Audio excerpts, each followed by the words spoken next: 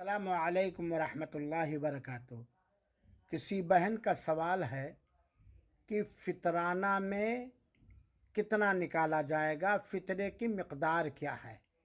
تو اس کا مختصر جواب یہ ہے کہ میرے مسلمان بھائی اور بہنوں، سن 2 ہجری کے اندر رمضان المبارک فرض ہوا روزہ، اور اسی سال فطرانہ بھی فرض ہوا۔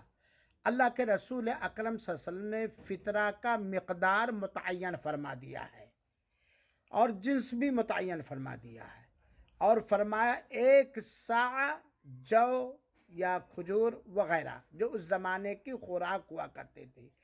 1 صاع کا وزن آج کے زمانے میں 2.5 کلو یا 2 کلو 400 گرام چاول یا گیہوں یا آٹا ہے۔ چنانچہ یہی فطرے کی مقدار ہے اور یہی نکالا جائے گا۔